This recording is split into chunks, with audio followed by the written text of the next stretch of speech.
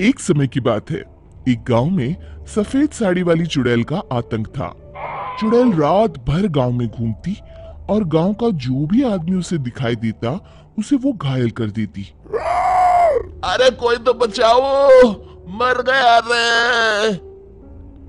एक रात हरिया अपने खेत से अपने घर लौट रहा था कि तभी अचानक उसके सामने चुड़ैल आ जाती है। अरे बाप रे, ये ये चुड़ैल कहाँ से आ गई? आज तो मैं गया काम से।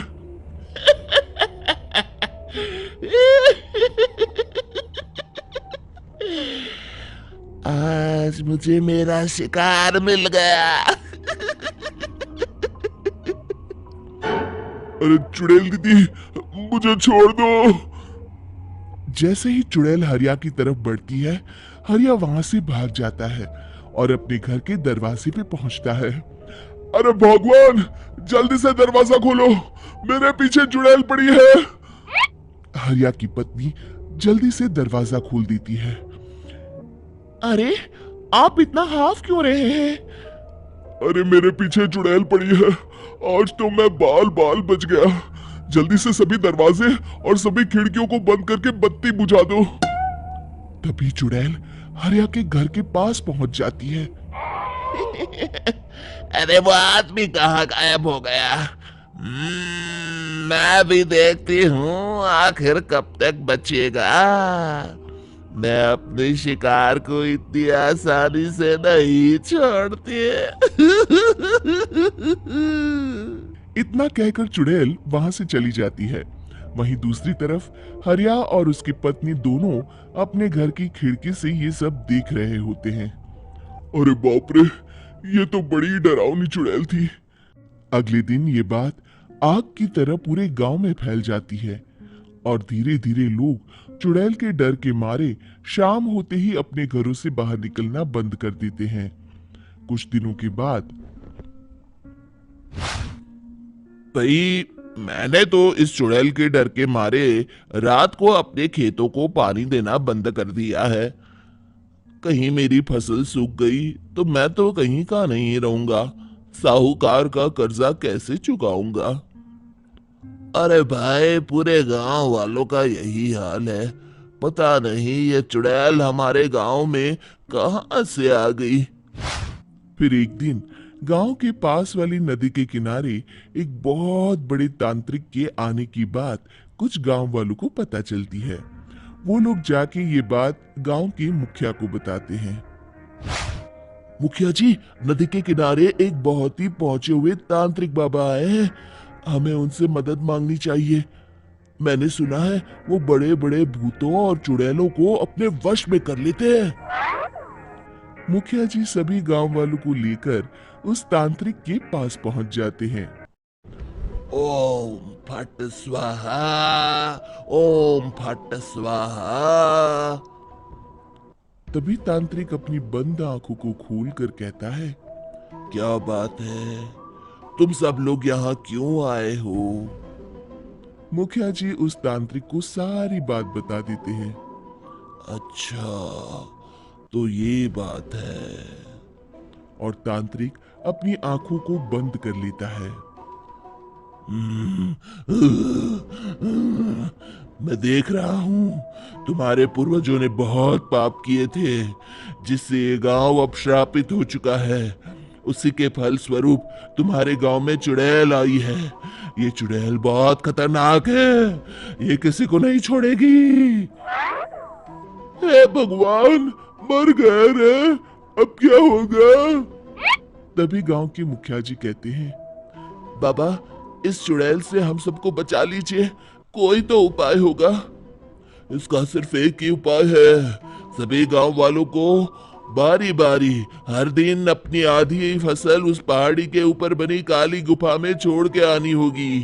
तभी उस चुड़ैल की भूख मिटेगी और श्राप का प्रभाव खत्म हो जाएगा और तुम सब जिंदा बच जाओगे। सभी गांव वाले उस तांत्रिक की बात को मान लेते हैं और वहां से चले जाते हैं। फिर अगले दिन से रोज उस गांव के लोग बारी बारी से अपनी आधी फसल उस काली गुफा के पास जाकर रखाते। कुछ दिनों बाद हरिया की बारी आती है।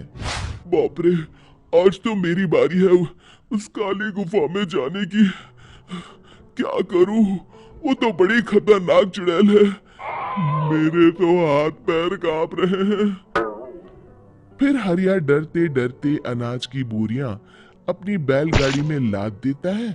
तभी हरिया की पत्नी उससे कहती है, देखो जी, संभल के जाना और किसी भी हालत में शाम होने से पहले वापस आ जाना। उस चुड़ैल का कोई भरोसा नहीं है जी। हरिया बैलगाड़ी में बैठते हुए कहता है, भगवान, मैं क्या वापस आऊंगा?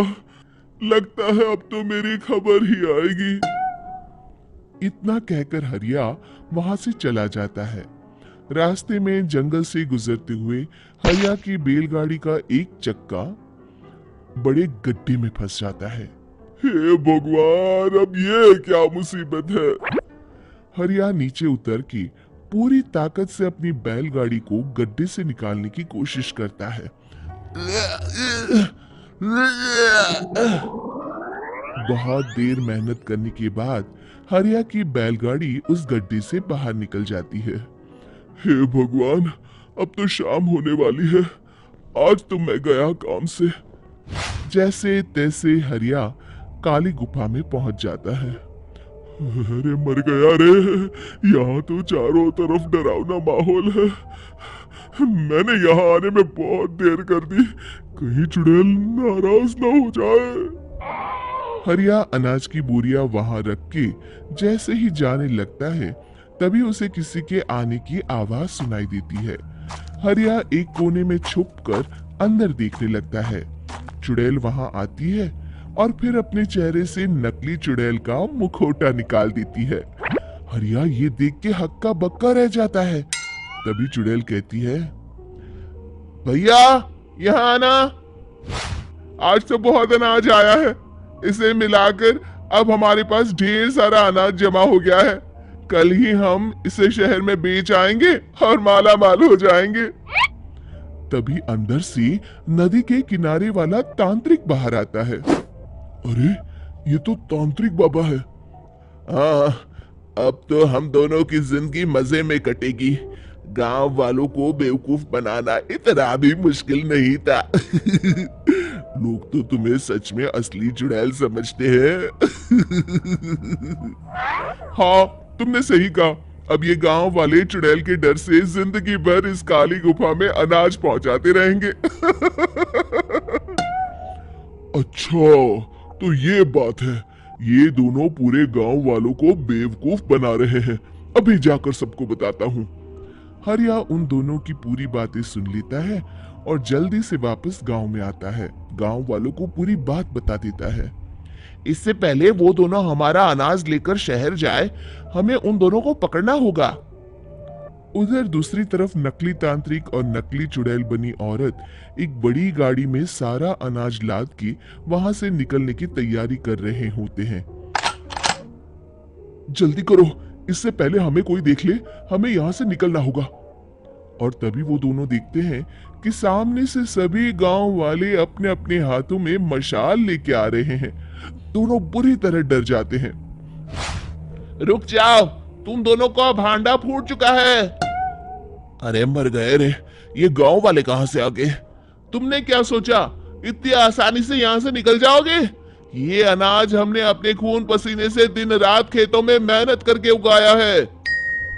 दोनों मुखिया जी के पैरों में गिर जाते हैं। हमें माफ कर दीजिए, हम दोनों एक नंबर के कामचोर हैं। बिना मेहनत किए पैसे कमाना चाहते थे। हाँ हाँ, अब हम आगे से मेहनत मजदूरी करके पैसे कमाएंगे। हमें कुछ मत करना, हमें छोड़ दीजिए। इतना कह के दोनों गांव छोड़ के भाग जाते हैं और सभी गांव वाले फिर से खुशी खुशी रहने लगते हैं।